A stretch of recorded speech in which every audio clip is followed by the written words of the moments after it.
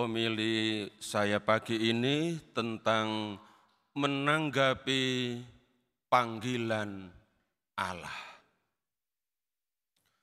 Para saudara-saudari yang dikasihi Tuhan dan khususnya kaum muda dan kaum remaja serta anak-anak.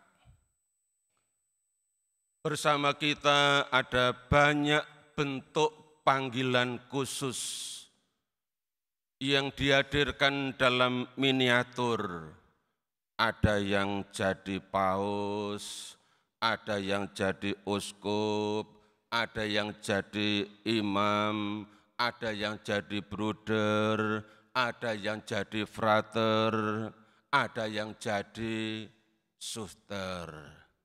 Mereka duduk di baris paling depan. Sekarang saya mau tanya, di antara kalian anak-anak siapa yang kelak mau jadi paus? Angkat tangan yang agak tinggi. Ayo. Siapa? Malu. Yang ingin jadi uskup? Wah, angkat tangan itu sudah pakai mitra. Yang ingin jadi imam? Siapa? Ada yang angkat tangan, ya. Kalisto juga angkat tangan. Kalisto ini kalau main tiap hari, itu mainnya itu misa-misaan. Pernah di video secara tersembunyi sama suster, lagi mimpin misa. Pakai bahasa apa itu? Spanyol atau apa? Suster tidak tahu pakai bahasa apa itu. Ya. Jadi mainnya itu misa-misaan. Siapa yang mau jadi bruder atau frater? Ora ono. Yang mau jadi suster? Ada enggak?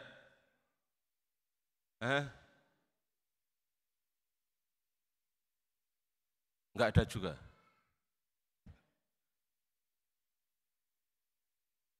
Di antara anak-anak muda yang hadir di sini, adakah di antara Anda yang merasa atau yang ingin kelak menjadi imam, bruder, suster, atau frater? Di antara anak-anak muda, anak-anak remaja, juga anak-anak kecil yang hadir dalam misa ini. Ada enggak?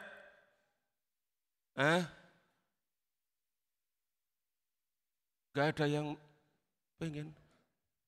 Di antara bapak-bapak, siapa yang ingin jadi pastor?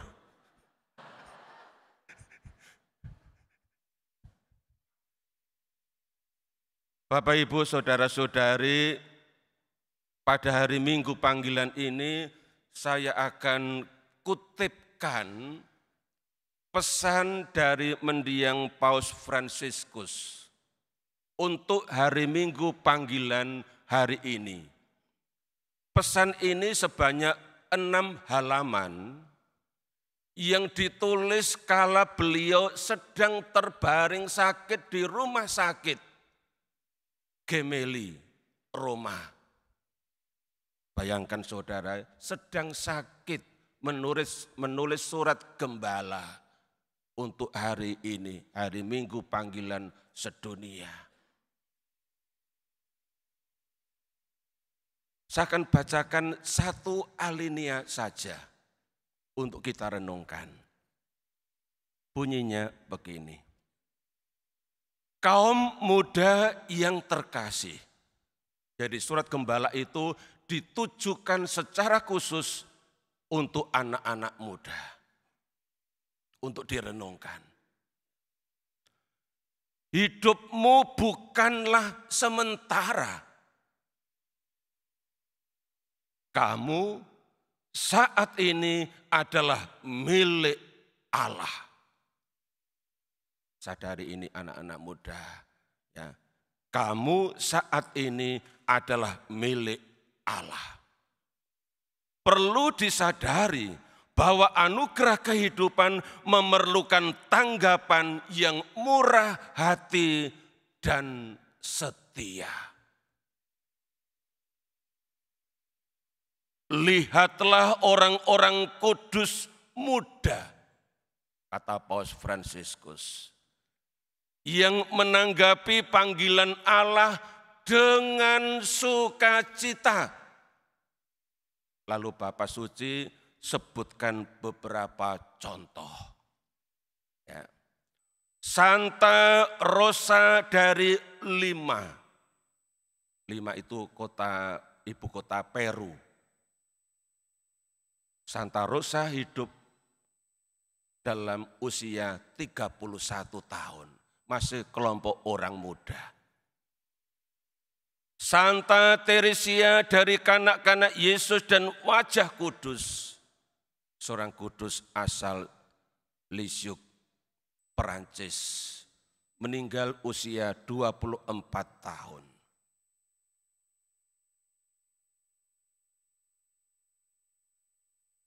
Santo Dominikus Savio, seorang kudus asal Italia Utara yang hidup dalam usia 14 tahun.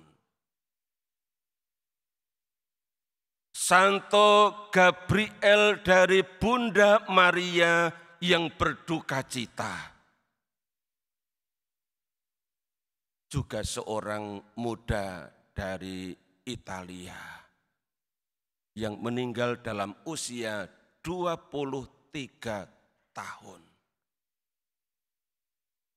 Sebentar lagi para beato yang akan dinyatakan sebagai orang kudus.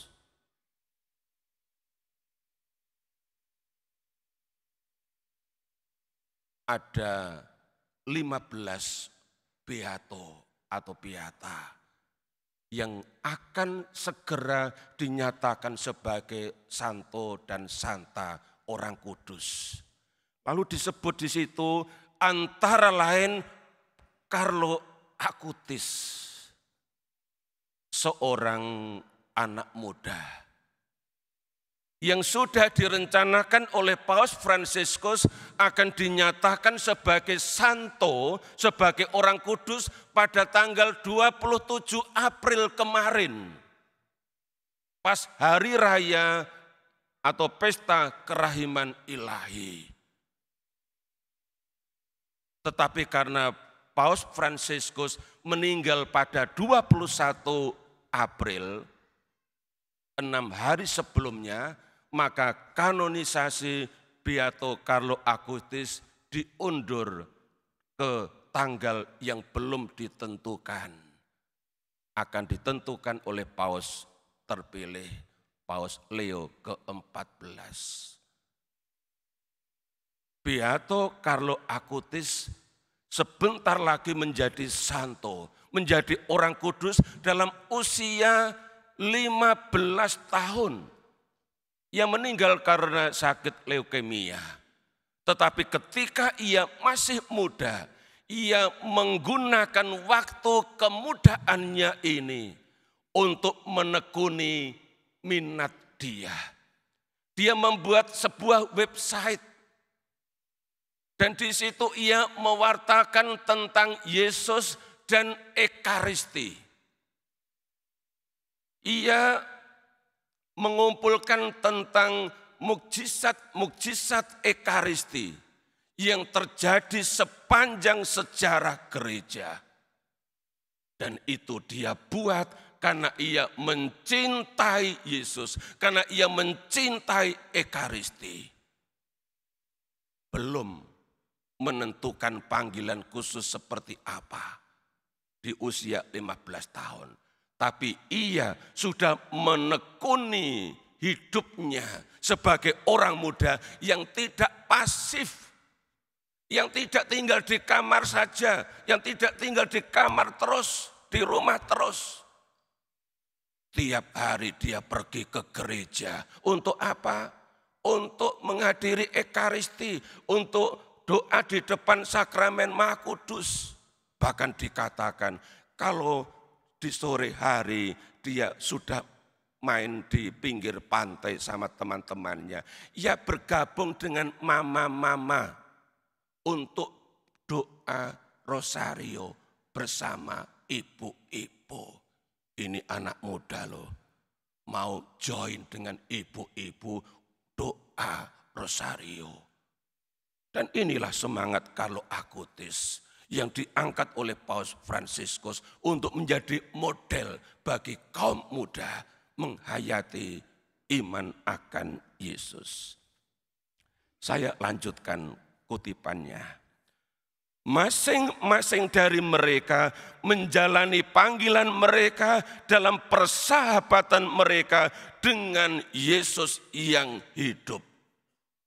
Semua contoh orang kudus tadi, termasuk Carlo Acutis yang sebentar lagi akan menjadi orang kudus, adalah orang-orang yang menjalani persahabatan mereka dengan Yesus yang hidup. Maka mereka menjadi anak-anak muda yang aktif, tidak pasif. Selanjutnya dikatakan begini. Ketika kita mendengarkan sabdanya, hati kita berkobar-kobar. Dan kita merasakan hasrat untuk mempersembahkan seluruh hidup kita kepada Allah. Dan itu juga yang dialami oleh orang-orang kudus muda ini. Maka, kata Paus Fransiskus, kita ingin menemukan dengan cara apa dan dalam status hidup bagaimana kita membalas kasih yang pertama-tama diberikannya kepada kita. Paus Fransiskus memberikan pencerahan kepada kita bahwa kalau kita mau menanggapi panggilan Allah, pertama-tama motivasinya adalah mau membalas kasih yang Allah berikan kepada kita. Bentuk konkretnya seperti apa dan bagaimana itu tergantung masing-masing. Misalnya, mau membalas kasih Allah itu dengan hidup sebagai suami istri, hidup berkeluarga, tetapi mau menjadi suami istri yang baik, yang setia, yang penuh tanggung jawab, yang tidak akan meninggalkan anak-anak kalau mereka belum dewasa, belum mandiri. Itu panggilan khusus dalam keluarga. Dan tidak sedikit anak-anak yang belum siap mandiri ditinggal oleh ayahnya atau ditinggal oleh mamanya, entah kemana. Maka panggilan khusus hidup berkeluarga juga perlu ditanggapi dengan sungguh-sungguh. Pertama-tama, kalau anak-anak muda ingin berkeluarga, mau membalas kasih Allah itu menjadi suami atau menjadi istri yang baik, yang setia, yang penuh dedikasi, yang penuh tanggung jawab. Hidup berkeluarga juga adalah panggilan khusus. Panggilan khusus yang lain menjadi brother, menjadi frater, menjadi suster.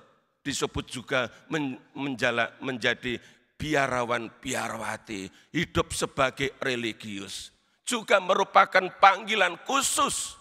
Mengapa? Karena tidak semua laki-laki dipanggil untuk menjadi frater atau menjadi brother. Tidak semua perempuan dipanggil untuk menjadi suster.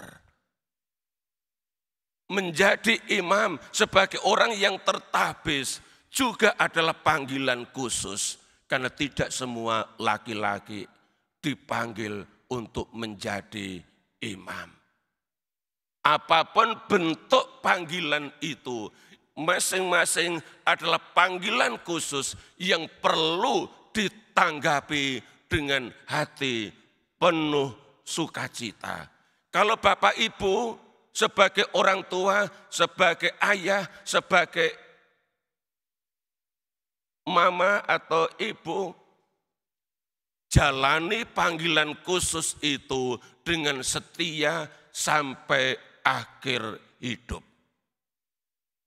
Apapun bentuk panggilan itu dimaksudkan supaya kita bisa membawa banyak jiwa kepada Allah. Dan selanjutnya mereka ini menjadi milik Allah. Dalam Injil tadi kita mendengar kata-kata Yesus. Tidak seorang pun dapat merebut mereka, yakni orang-orang yang telah percaya kepada Yesus, dari tangan Bapa. Aku dan Bapa adalah satu. Bapak, Ibu, saudara-saudari yang dikasihi Tuhan, mari kita menanggapi panggilan Allah dengan sukacita. Yang sudah menjawab panggilan Allah, lanjutkan dan hayati dengan sukacita. Karena ini juga adalah panggilan sekaligus kesaksian di tengah-tengah dunia. Kalau Bapak Ibu hidup sebagai suami istri dan happy, bersukacita dalam keluarga, ini menjadi kesaksian hidup bagi anak-anak dan bagi banyak orang. Bahwa hidup berkeluarga juga bisa bikin happy, bisa bikin hidup bahagia. Kalau para suster dipanggil menjadi seorang biarawati, menjadi suster atau yang lain, tidak ada bruder dan frater di sini ya, atau menjadi imam, ya sudah menjalani itu, lanjutkan dan hayati dengan gembira sebagai bentuk kesaksian di tengah-tengah umat. Saya pun belum pernah menyesal menjadi imam selama 31 tahun. Pasti itu karena berkat Allah yang tidak pernah berkesudahan. Tapi juga karena doa-doa banyak umat. Mensupport saya, mensupport para suster, mensupport siapapun yang telah menjalani panggilan khusus. Anak-anak muda yang terkasih, begitu sapaan Paus Fransiskus, kalau Anda dipanggil oleh Allah, jangan ditolak, jangan tutup telinga, jangan tutup hati. Dengarkan dan jawablah panggilan itu. Kalau para orang tua rindu anak-anak menjawab panggilan khusus, dukung mereka. Pertama, buat anak dekat dengan Yesus, akrab dengan Yesus. Kedua, buat anak mencintai Yesus. Ini penting, karena kalau tidak dekat dengan Yesus, tidak mengenal Yesus, tidak mencintai Yesus, bagaimana mau menjawab panggilan Allah? Dan yang ketiga, layani Yesus dengan cara-cara tertentu yang Dia bisa. Kalau suka dengan media sosial, gunakan media sosial untuk pewartaan iman. Untuk menyampaikan kesaksian iman sebagai pengikut Yesus. Seperti dilakukan oleh Beato Carlo Acutis. Yang menggunakan website, yang menggunakan internet. Dan dalam bahasa sekarang menggunakan medsos, media sosial untuk mewartakan iman. Dan inilah rasul muda di tengah-tengah dunia. Bisa merasul, bahkan bisa menjadi seorang kudus. Mari Bapak Ibu, saudara-saudari, para suster dan anak-anak muda, kita tanggapi panggilan Allah dengan sukacita. Tuhan memberkati.